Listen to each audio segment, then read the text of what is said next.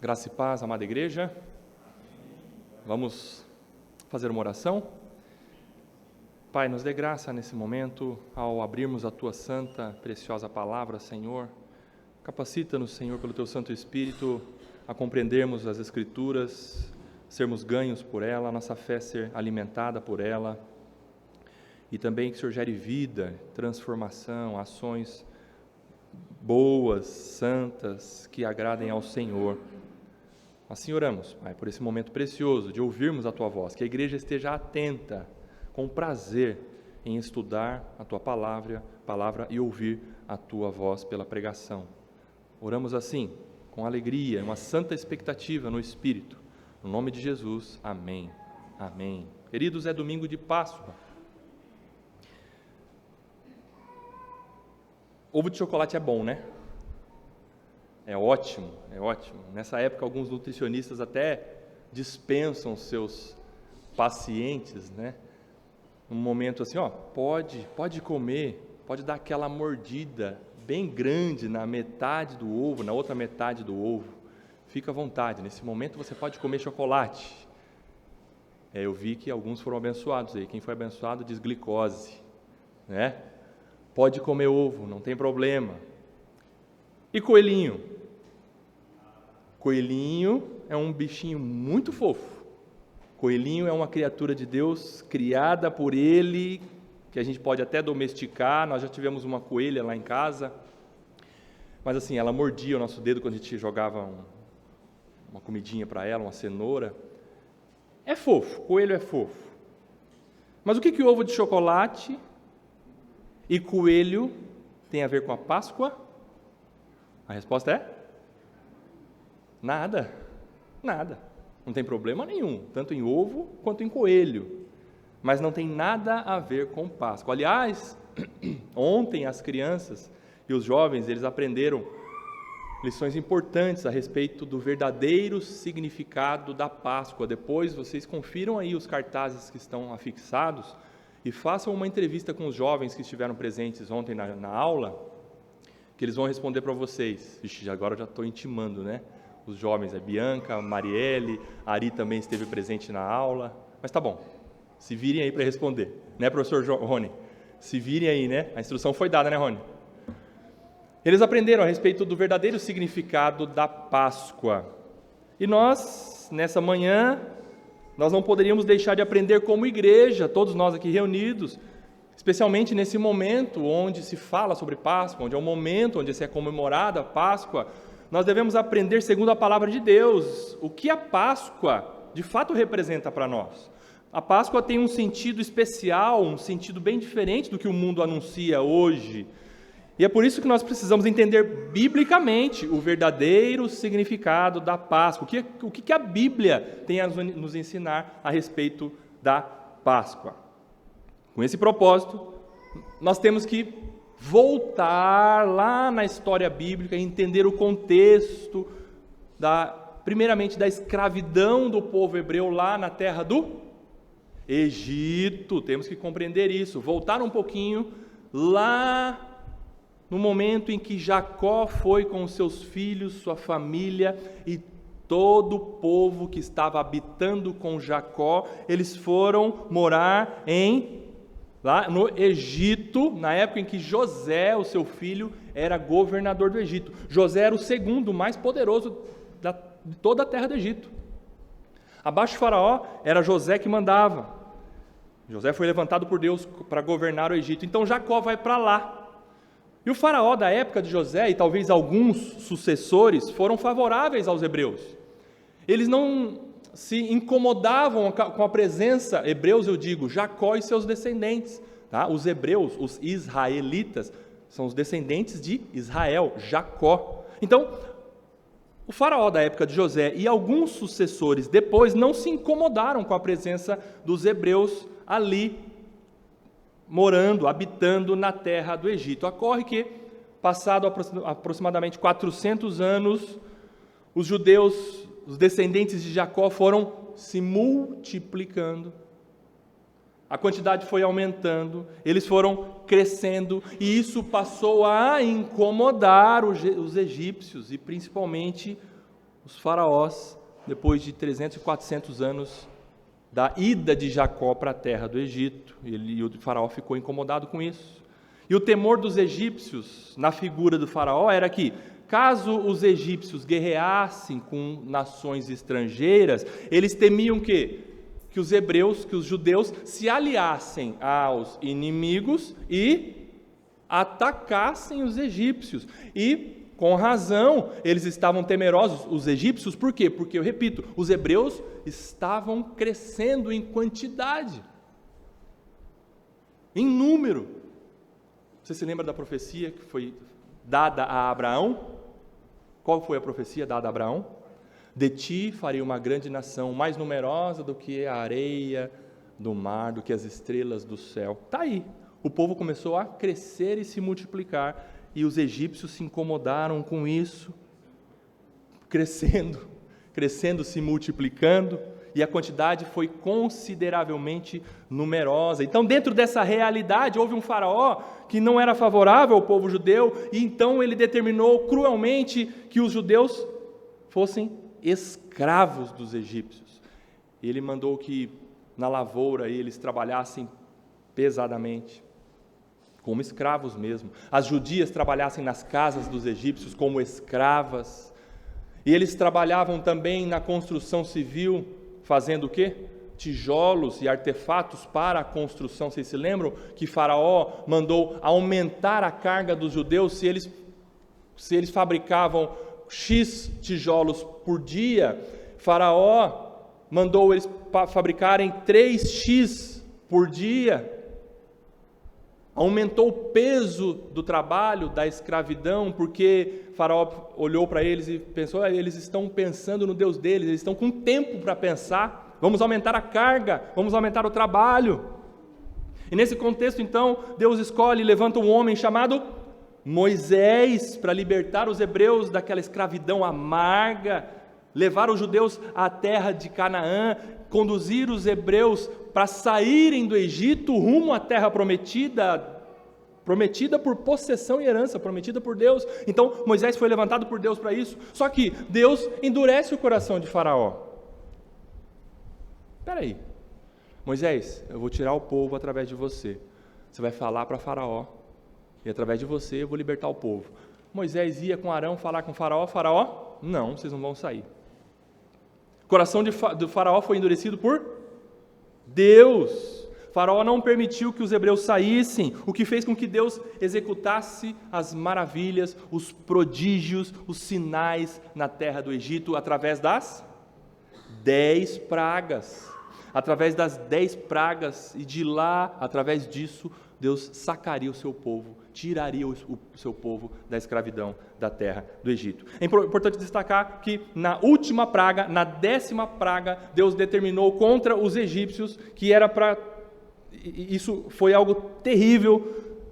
A 10ª praga foi a praga mais terrível, foi a morte dos primogênitos, que Deus enviaria o anjo da morte para executar todos os primeiros filhos dos homens e também dos animais.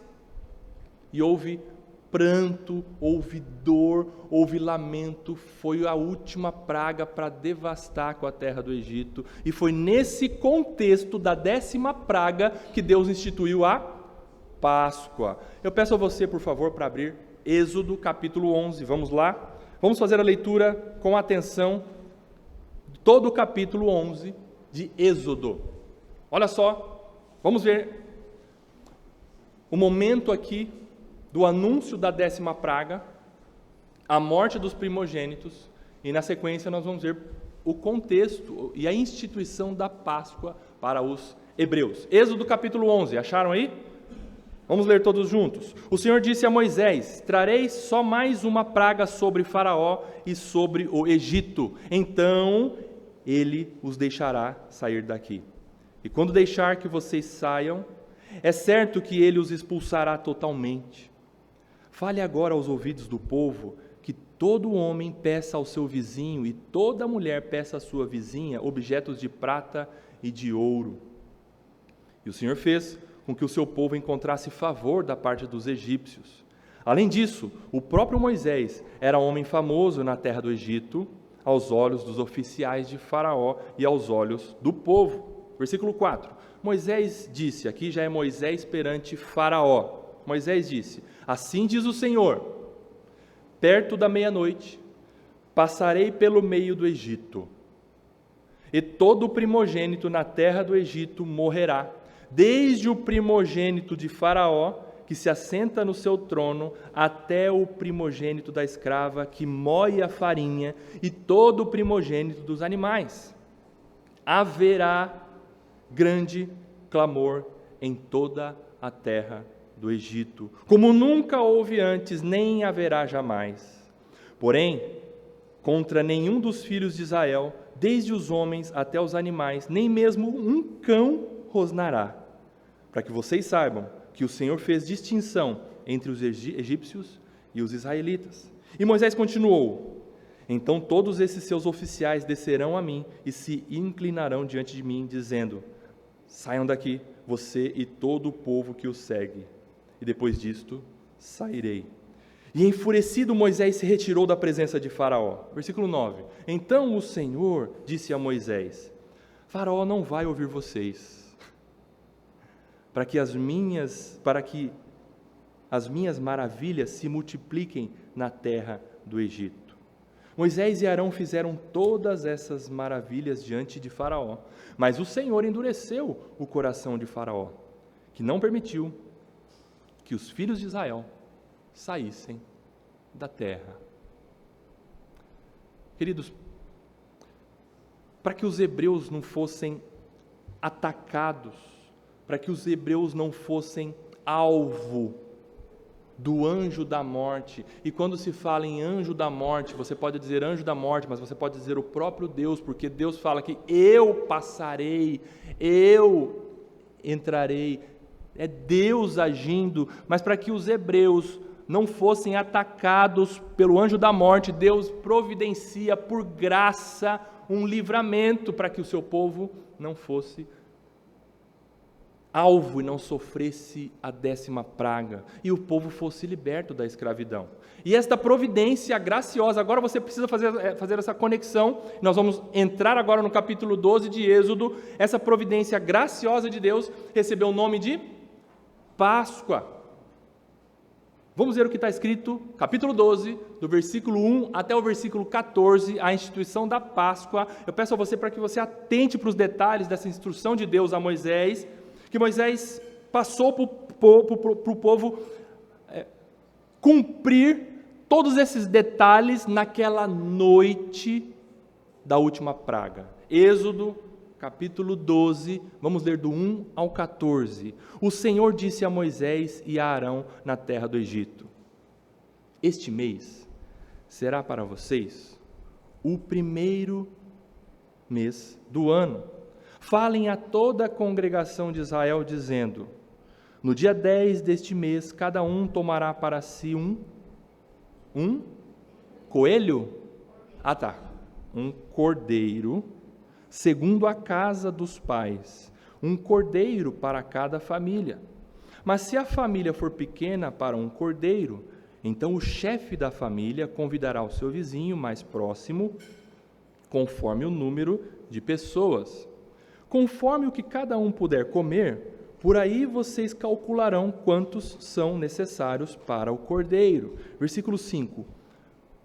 O cordeiro, leia comigo na sua versão: o cordeiro será sem defeito, macho de 1 ano, podendo também ser um cabrito. O cordeiro será sem defeito. Versículo 6. Vocês guardarão o cordeiro até o 14º dia deste mês, e todo o ajuntamento da congregação de Israel o matará no crepúsculo da tarde, ou seja, no finalzinho da tarde, quase iniciando a noite. Pegarão um pouco do sangue e o passarão nas 2 ombreiras. 2 ombreiras é a lateral do batente da porta, lado direito e lado esquerdo. Pegue sangue, e provavelmente eles pegaram ramo de isopo, é uma folha, eles montaram um pincel, uma brocha, para passar o sangue nas ombreiras. Olha lá o que diz aí. Pegarão um pouco de sangue, no versículo 7, e o passarão nas 2 ombreiras, e na viga superior, na lateral da porta e na parte de cima, nas casas em que o comerem. Naquela noite comerão a carne assada no fogo com pães sem fermento e ervas amargas. Não comam do animal nada cru, nem cozido em água, porém assado ao fogo, a cabeça, as pernas e as vísceras. Não deixem nada do cordeiro até pela manhã. O que, porém, ficar até pela manhã, queimem. É assim que vocês devem comê-lo, já prontos para viajar, com as sandálias nos pés e o cajado na mão. Olha só que interessante, naquela noite eles deveriam cear nesse ambiente, nesse momento de preparação, de estarem prontos para saírem, com sandálias nos pés, com as malas prontas, com o cajado na mão. Sabe aquele momento que você está, no outro dia você vai para a praia, no dia anterior suas malas estão prontas, o carro está arrumado, está tudo certinho, as crianças falam, pai, eu não vou nem dormir, porque eu quero que chegue logo amanhã. Então é mais ou menos isso. O contexto era esse. Deus está falando, fiquem preparados, comam, e aí nós vamos ver, comam depressa, olha só. Não deixem nada do cordeiro, versículo 11. É assim que vocês devem comê-lo, já prontos para viajar, com as sandálias nos pés e o cajado na mão. Comam depressa.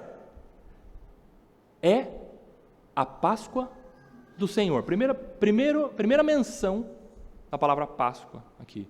É a Páscoa do Senhor. Versículo 12, presta atenção, porque naquela noite, Páscoa, passarei pela terra do Egito e matarei na terra do Egito todos os primogênitos, tanto das pessoas como dos animais, e executarei juízo sobre todos os deuses do Egito. Eu sou o Senhor. O sangue será um sinal para indicar as casas em que vocês se encontram. Quando eu vir o sangue, quem está falando isso?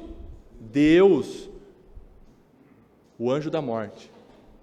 Deus, o anjo da morte. Quando eu vir o sangue, quando eu olhar o sangue, Páscoa.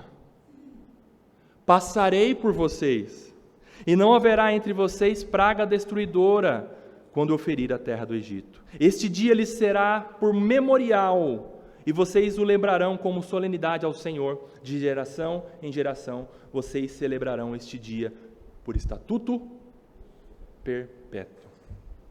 Queridos,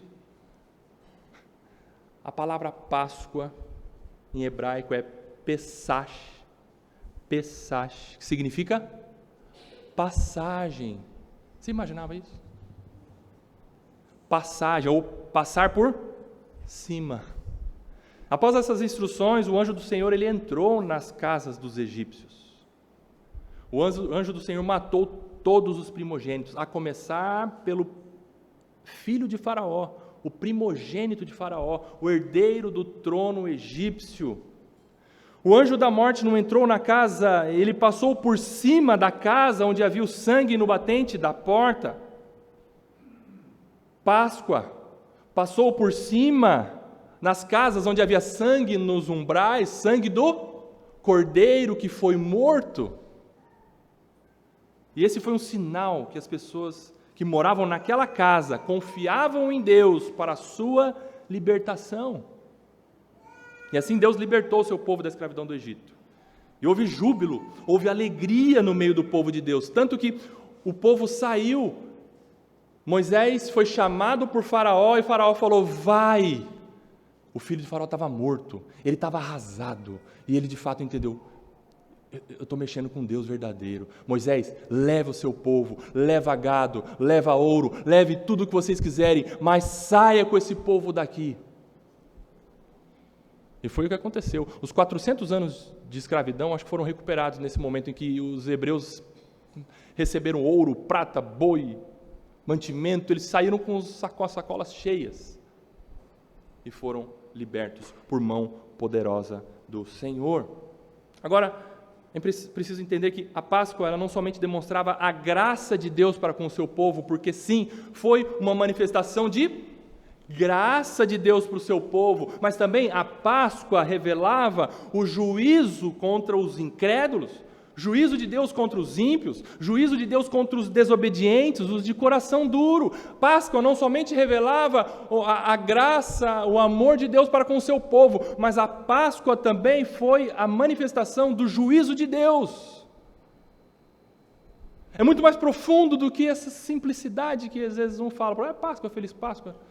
Olha só, vocês estão entendendo a importância de nós conhecermos e entendermos biblicamente? E é certo que Deus derramou a sua ira e o seu juízo contra os egípcios, porque eles sim eram mais malvados, mais opressores, mais terríveis do que os hebreus, sim ou não? Não. Eles não eram mais malvados do que os hebreus.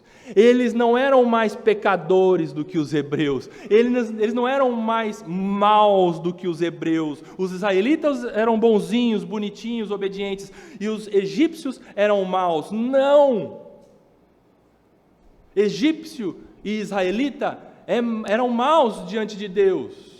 O que fez a diferença do egípcio para o hebreu não foi o coração do hebreu, tampouco o coração do egípcio, mas foi o sangue do cordeiro. Isso que fez a diferença para Deus passar por cima daquela casa ou não passar por cima daquela casa. Os hebreus não mereciam. Abra comigo Deuteronômio capítulo 7.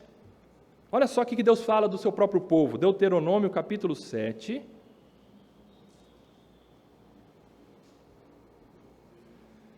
Deuteronômio 7, vamos, versículos 6, 7 e 8. Deuteronômio 7, 6, 7 e 8. Porque vocês são povo santo para o Senhor seu Deus.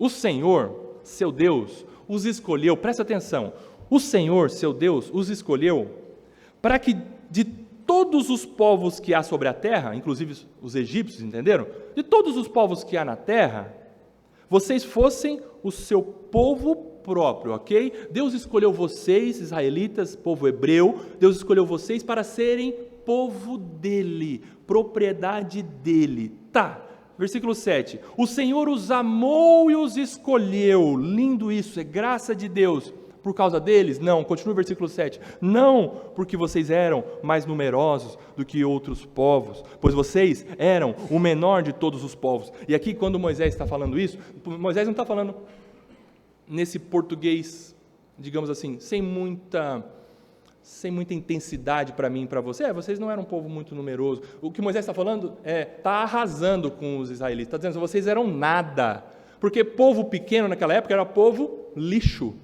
insignificante, nada. Moisés está falando assim, vocês eram um populacho, vocês eram nada, mas ainda assim Deus amou e escolheu vocês. Versículo 8, mas porque o Senhor os amava, e para cumprir o juramento que tinha feito aos pais de vocês, o Senhor os tirou com mão poderosa e os resgatou da casa da servidão, do poder de Faraó, rei do Egito. Pergunto, por que Deus tirou o povo de Israel lá do Egito? Porque os amava e porque tinha firmado uma aliança com o seu povo escolhido. Ponto. Só por isso. Qual foi o meio?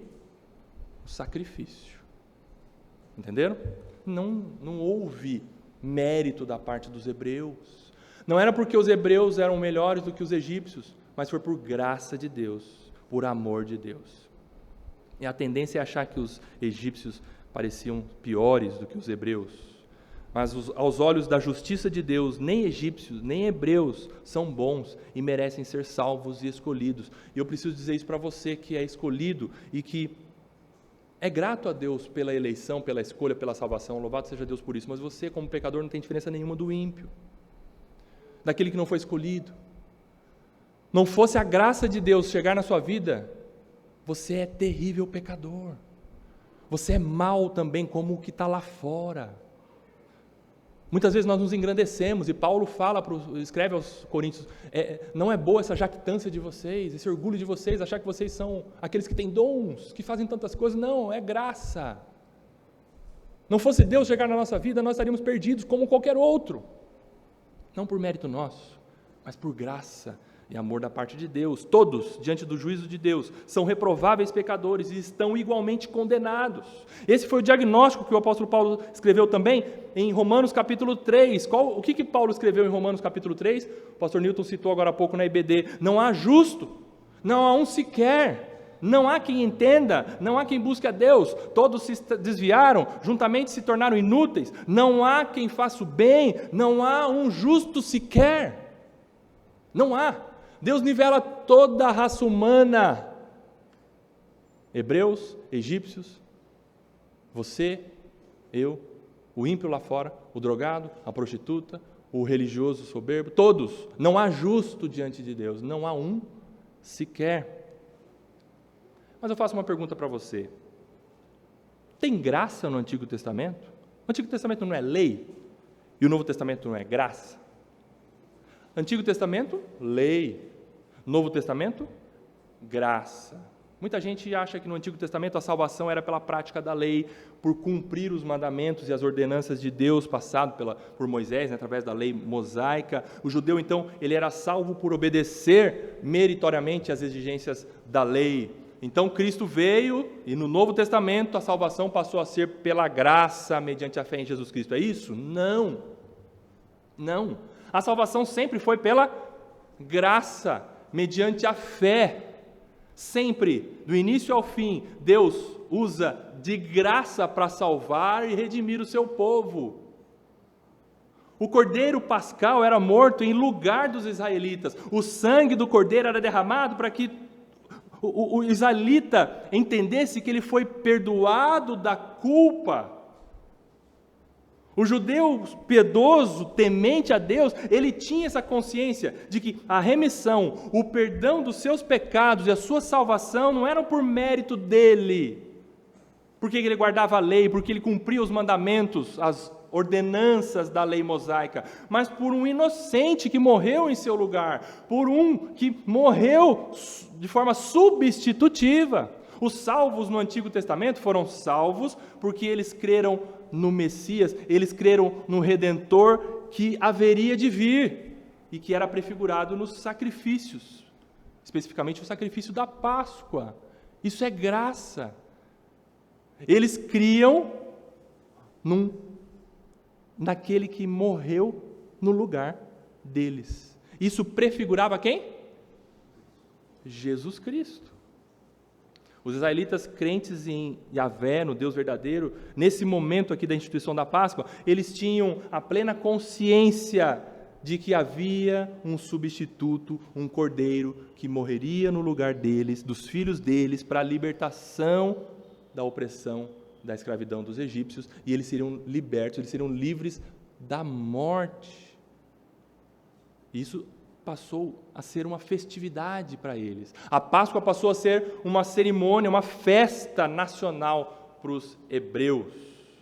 E esse rito chamado Páscoa, então, ficou como estatuto perpétuo. Todo ano, no mês de Abib, eles comemoravam a Páscoa, porque eles relembravam a libertação do povo hebreu lá da escravidão lá na terra dos egípcios. Agora, o ritual da Páscoa indicava algo espiritualmente mais profundo e mais importante. Nós precisamos entender por que agora nós estamos vendo isso na visão da nova dispensação, do Novo Testamento. Percebam que a Páscoa, como estabelecida no Antigo Testamento, nos ajuda muito a fazermos um paralelo e entendermos o significado, a importância, o propósito da morte e da ressurreição de Jesus Cristo. Você está vendo aí no próximo slide, nesse slide. A Páscoa foi uma forma de Deus ilustrar para nós sobre o arranjo do seu projeto redentor, onde Deus tira os escolhidos deste mundo, da escravidão do pecado, da condenação eterna no inferno, através do sacrifício de um outro. O sacrifício de um substituto na cruz, em nosso lugar. Quem é esse substituto? Jesus Cristo. Jesus Cristo tipifica o Cordeiro? Sim, eu trago um texto dentre tantos do Novo Testamento que mostram que o Cordeiro tipificava Jesus Cristo. Vamos ler o que João Batista falou sobre Jesus Cristo. João capítulo 1, abra lá. João, Evangelho de João, capítulo 1. Olha só o que João Batista falou sobre Jesus, claramente.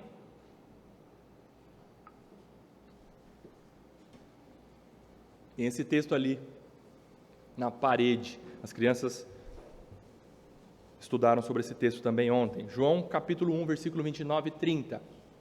No dia seguinte, vendo que Jesus vinha em sua direção, vendo quem? João Batista, tá? João disse: eis o Cordeiro de Deus que tira o pecado do mundo. Para quem ele disse apontando? Para Jesus. Ele não disse eis, ele disse eis para Jesus, o Cordeiro de Deus que tira o pecado do mundo. Versículo 30.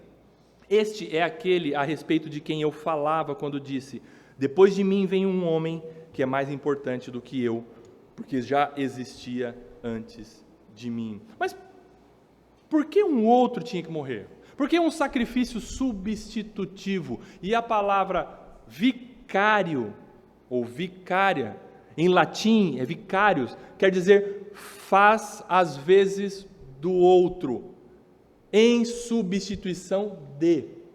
Quando você lê, estuda e fala sobre a morte vicária de Jesus, você está falando a morte substitutiva. A palavra vicária significa substitutiva. A morte de Jesus no lugar de outro ou de outros. Agora veja, o anjo da morte, ele passou no Egito, ele operou juízo na casa de todos, não foi somente na casa dos egípcios. Tanto egípcios quanto judeus foram alvos do juízo do anjo da morte naquela noite terrível na terra do Egito. E por que os judeus não poderiam ter um livramento da parte de Deus e acabou assim? Deus vai livrar eles, não precisa fazer nada não. Por que os judeus precisavam sacrificar um cordeiro? A resposta é que os hebreus eram tão pecadores quanto os egípcios. Os hebreus não eram os bons da história, os merecedores do livramento da graça de Deus. Eles também mereciam o juízo de Deus. Eles eram pecadores. Deus não iria livrá-los de qualquer jeito. Tanto egípcios quanto judeus mereciam o juízo da parte de Deus. Mas Deus apresenta para os judeus, o seu povo escolhido, o livramento da morte por meio da morte de um terceiro. Como que o judeu seria liberto daquela 10ª praga e da opressão da escravidão no Egito? Por meio da morte de um substituto, de um terceiro inocente. Isso tipificava, isso revelava algo. Perceberam? O judeu tinha que entender o seguinte: eu mereço sofrer a morte, o meu filho merece sofrer a morte, tanto quanto os egípcios. Eu sou tão pecador quanto o egípcio, mas Deus está graciosamente provendo que o castigo que deveria vir sobre a minha vida, sobre a minha casa, está sendo aplacado, está sendo impedido, está sendo satisfeito por causa do sangue do Cordeiro inocente, que foi morto no lugar do meu filho, no meu lugar. Essa era a mente, esse era o entendimento que o Espírito Santo... Tinha Espírito Santo lá no Antigo Testamento? Claro que tinha. O Espírito Santo estava conduzindo o povo hebreu a crer naquele que morreu no lugar deles. Deus já estava apontando para o sacrifício substitutivo, vicário de Cristo na cruz do Calvário. E quando eu falo que houve uma morte substitutiva, um morreu no lugar de todos os salvos, não é uma afirmação simples assim, sem importância, informando a vocês que houve uma troca de posição, né? Tira os pecadores eleitos e põe Jesus no lugar. Não. A morte substitutiva de Jesus, presta atenção, aponta para um propósito que joga no chão o nosso orgulho, joga no chão o nosso senso de autojustiça diante de Deus. Eu merecia sofrer eternamente a condenação e o castigo de Deus por causa dos meus pecados que ofendiam a Deus. Houve uma substituição, ok, mas eu fui substituído por quem não merecia morrer, por quem não fez nada contra Deus. Você foi substituído por alguém que não merecia morrer. Quem merecia morrer? Você. Era por causa dos seus pecados. Foi por causa da sua transgressão que Jesus morreu no seu lugar, para aplacar, para impedir o juízo, a ira de Deus, que deveria recair sobre você. Isaías 53, abra lá comigo, por favor. É um texto belíssimo também. Isaías 53, vamos ler versículo 5, vamos até o 7. Isaías 53, olha só o que o profeta Isaías escreveu. Começando aí no versículo 5. Mas ele quem? O Cordeiro. Ele quem? O Messias. Ele quem? O Cristo de Deus. Mas ele foi traspassado por causa das nossas transgressões, não pelas transgressões dele.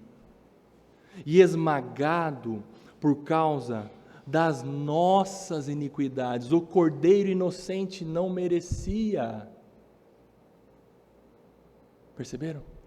Por causa das nossas iniquidades. O castigo que, agora inverteu, né? O castigo que nos traz a paz. O castigo que eu merecia, e eu merecendo o castigo, me trouxe paz com Deus, estava sobre Ele. Ele recebeu o castigo, não eu. E pelas suas feridas, pelo seu sofrimento, nós fomos sarados. Versículo 6, todos nós andávamos desgarrados como ovelhas, cada um se desviava pelo seu próprio caminho, mas o Senhor fez cair sobre ele a iniquidade de todos nós. Ele foi oprimido e humilhado, mas não abriu a boca, como cordeiro foi levado ao matadouro, e como ovelha muda diante dos seus tosquiadores, ele não abriu a boca. O preço que nós não conseguiríamos pagar foi pago. E foi pago com sangue.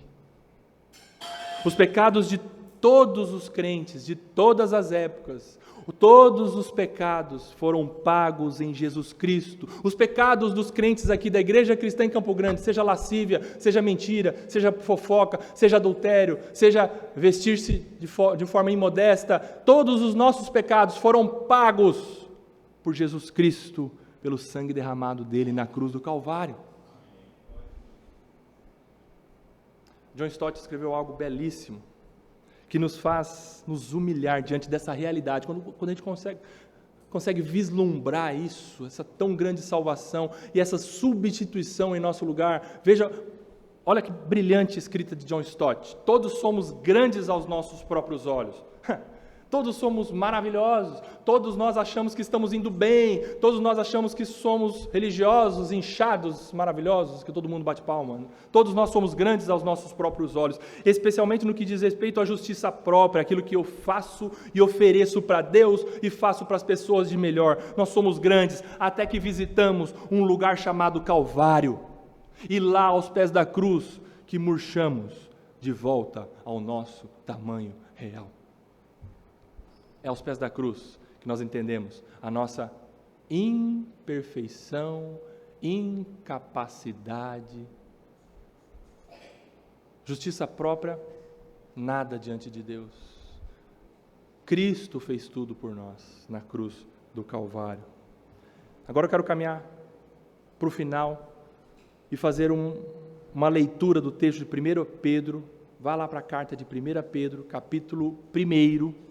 1 Pedro, capítulo 1, vamos ler versículo 18, 19, 20 e 21, para nós sintetizarmos, resumirmos, a gente solidificar tudo o que nós vimos e utilizando o que Pedro escreveu, fazendo essas aplicações com relação ao verdadeiro significado da Páscoa. 1 Pedro, capítulo 1, vamos ver versículo 18, 19, 20 e 21. Olha o 18. Sabendo que não foi mediante coisas perecíveis, como prata ou ouro, que vocês foram resgatados da vida inútil que os seus pais lhes legaram. Veja, Pedro está dizendo assim, preste atenção. Não foi uma morte, não foi um pagamento, não foi um preço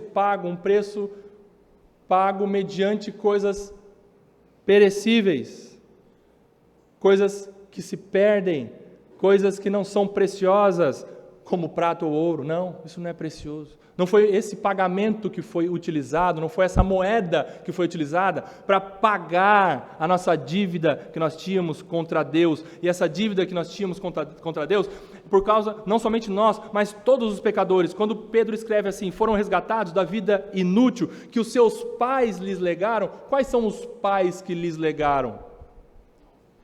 Desde Adão e Eva, somos pecadores, nascemos em pecado. Meu pai, meu avô, meu bisavô, eu sou pecadorzinho hoje, meu pai é o pecador, meu avô é o pecadorzão, meu bisavô, a minha filha é pecadorazinha. Eu não preciso ensinar minha filha a pecar, ela já nasce sabendo.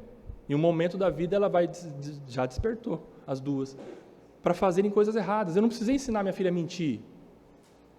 Ela sabe, ela soube. Naturalmente, ela é tendente para o pecado, é isso que Pedro está ensinando aqui. Todos nós tínhamos um procedimento inútil, nós somos resgatados dessa vida inútil que os pais lhes legaram. Versículo 19. Mas qual foi o preço? Qual foi a moeda? Mas pelo precioso sangue de Cristo, como de um cordeiro, sem defeito e sem mácula. Você se lembra do quê? Êxodo capítulo 12. Cordeiro sem defeito e sem mácula. Versículo 20. Ele foi conhecido antes da fundação do mundo. Em Apocalipse você lê que o cordeiro que foi morto antes da fundação do mundo. O que é isso? Dentro da economia de Deus, dentro do plano redentor do Senhor, soberanamente, nos tempos eternos, antes de qualquer coisa vir a existir, Deus já havia providenciado a salvação. O cordeiro já tinha sido morto antes do mundo vir a existir. Estava tudo pronto. Estava tudo certo dentro da soberana vontade e determinação de Deus para a salvação do seu povo. Ele foi conhecido antes da fundação do mundo, mas foi manifestado nesses últimos tempos em favor de vocês. Falamos só sobre morte, você percebeu? Só que Páscoa também tem a ver com ressurreição. É vida que nasce da morte. Em Cristo nós não permanecemos na morte. Em Cristo nós temos uma nova vida. E o apóstolo Paulo escreve, porque nós temos uma nova vida porque Ele ressuscitou e nós ressuscitamos com Ele. Versículo 21 que Pedro vai explicar aqui, ó. Por meio dele, vocês creem em Deus, por meio de Jesus, vocês creem em Deus, o qual Deus ressuscitou Jesus, o qual o ressuscitou dentre os mortos e lhe deu glória, para que a fé e a esperança de vocês estejam em Deus. Jesus Cristo não ficou retido pela morte. A morte não foi o inimigo que Jesus não pôde vencer. Aliás, a morte foi o último inimigo a ser vencido. No terceiro dia, no domingo pela manhã, Jesus ressuscitou. A pedra do sepulcro foi removida, e não foi removida de fora para dentro. Não foram pessoas que tiraram Jesus de lá. A pedra do sepulcro foi removida de dentro para fora. Jesus, pelo seu poder, como Deus, ressuscitou dentre os mortos. No domingo de manhã, a morte não foi capaz de segurar, de conter, de vencer o nosso Senhor. Jesus Cristo venceu a morte. Queridos, a Páscoa do Antigo Testamento tinha como sacrifício cordeiros que eram vencidos e eliminados pela morte. A Páscoa do Antigo Testamento girava em torno de sacrifícios cujo objeto era retido pela morte. Agora, pelo sacrifício perfeito do Cordeiro de Deus, a morte foi vencida. Jesus ressuscitou e triunfou sobre a morte, e naquele momento em que Jesus ressuscitou, eu tomo emprestado o título do livro de Joe Owen, naquele momento em que Jesus ressuscitou, foi o momento em que a morte morreu com a morte de Cristo. Há um livro de Joe Owen que o título é A morte da morte na morte de Cristo. Entenderam? Vou repetir. A morte da morte na morte de Cristo. Naquele momento em que Jesus morreu, ele venceu a morte, ressuscitando dos mortos. O último inimigo foi vencido. E eu e você, crentes em Jesus Cristo, não seremos retidos pela morte, louvado seja Deus. A libertação, o anjo da morte não passa sobre a sua casa, sobre a sua vida. Você em Cristo Jesus tem vida, e vida em abundância, e vida eterna. Porque morte não é o fim para o crente, morte é uma passagem. Páscoa. Morte é um momento em que há como eu posso dizer, uma interjeição, um momento de você indo de uma realidade para outra, mas uma realidade infinitamente melhor. É o que nós vamos estudar no capítulo 1, terminando o capítulo 1 de Filipenses. O apóstolo Paulo vislumbrava isso, e ele via a morte como algo que ele queria muito para estar com o Senhor. O viver é Cristo, e o morrer é lucro. Você consegue entender isso? O viver é Cristo, e o morrer é lucro. Por que o apóstolo Paulo descansava nessa verdade? Porque ele sabia que a morte foi vencida, que a morte não era o fim, que a morte seria o início do deleite com o Senhor para todo sempre. A morte não é o fim. Jesus ressuscitou. Agora, para encerrar, eu quero ler com você um poema de um pastor norte-americano. Eu peguei esse poema transcrito pelo pastor Josemar Bessa, belíssimo, escrito pelo pastor S.M. Lockridge, baseado no contexto ali da morte de Jesus, que Jesus morreu às 3 horas da tarde da sexta-feira, e a sexta-feira da semana da Páscoa. Naquela sexta-feira era a sexta-feira da semana em que os judeus estavam comemorando a Páscoa. Coincidência? Não.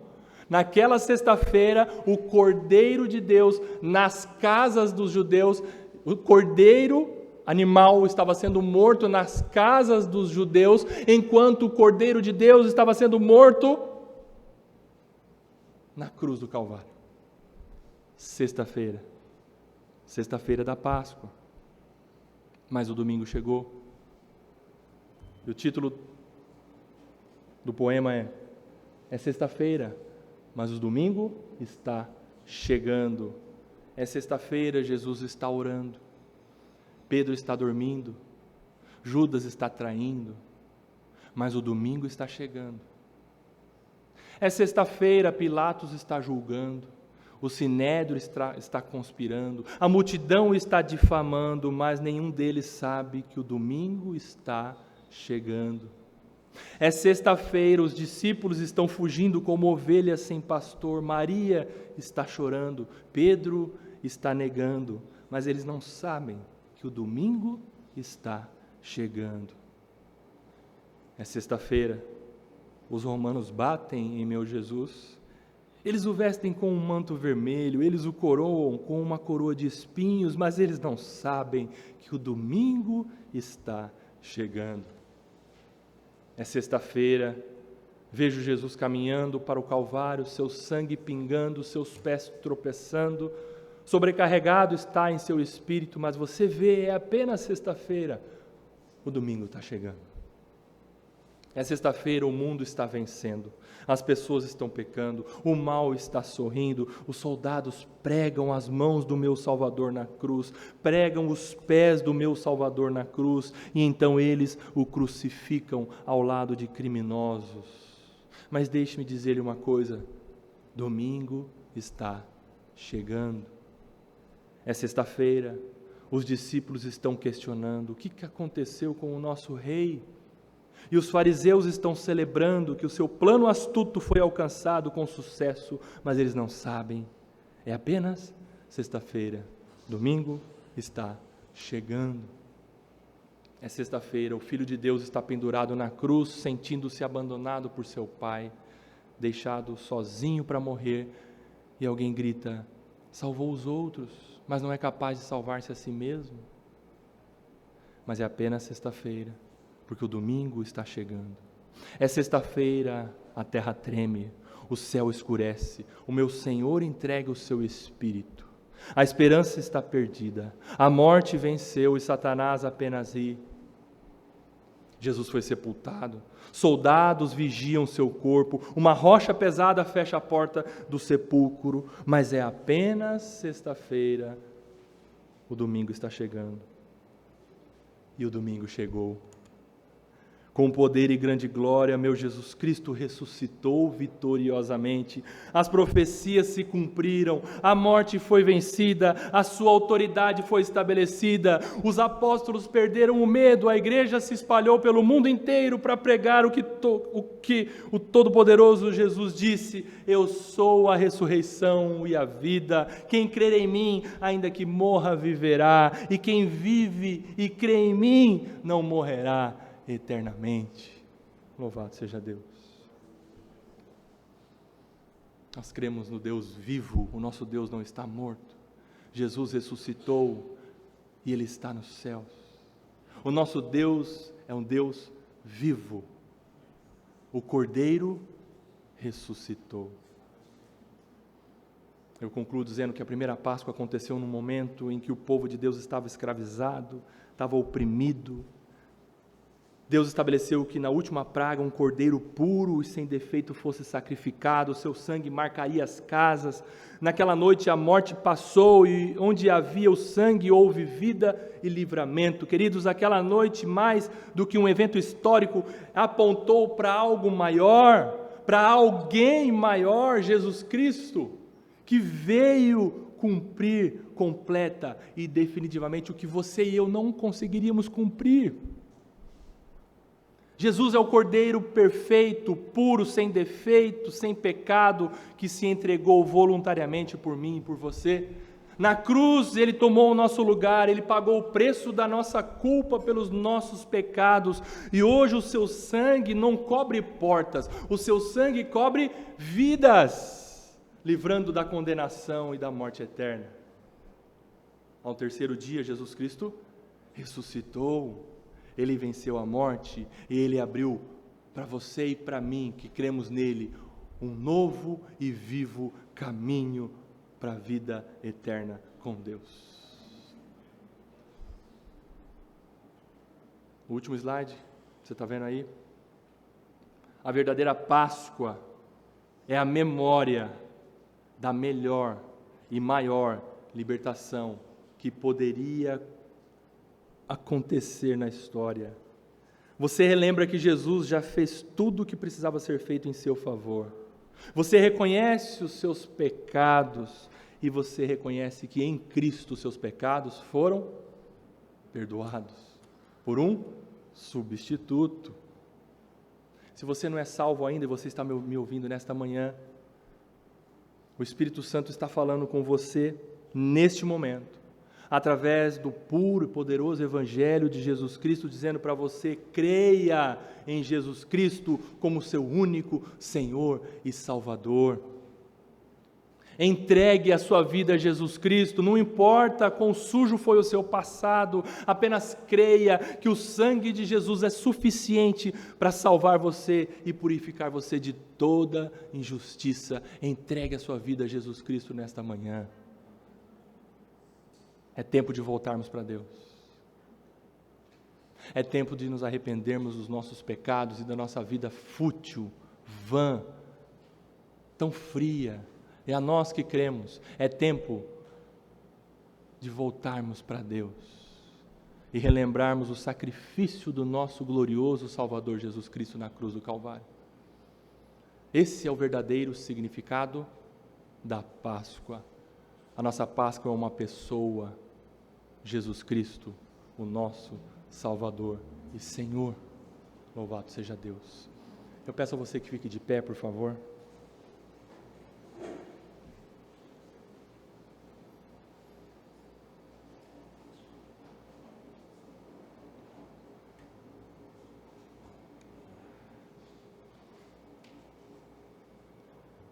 Vamos cantar o refrão da canção Porque Ele Vive?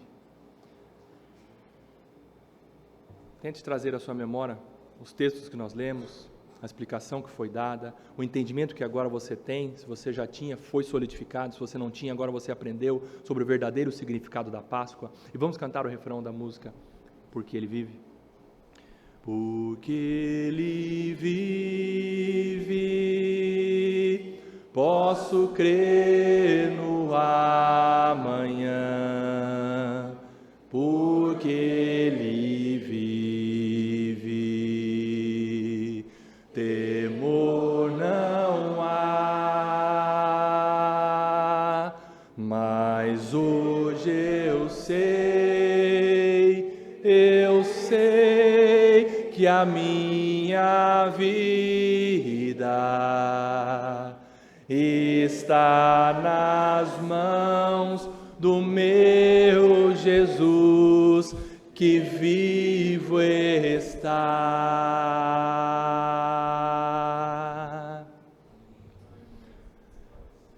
Agradecemos, Deus Pai, pelo sacrifício do Deus Filho, teu Filho amado Jesus Cristo, nosso Salvador e Senhor. E agradecemos pelo poder do Espírito Santo em nos regenerar e nos convencer do nosso pecado e nos dar uma nova vida em Cristo Jesus. A igreja agradece ao Deus Pai, ao Deus Filho, ao Deus Espírito Santo por tão grande salvação. No nome de Jesus. Amém. Amém.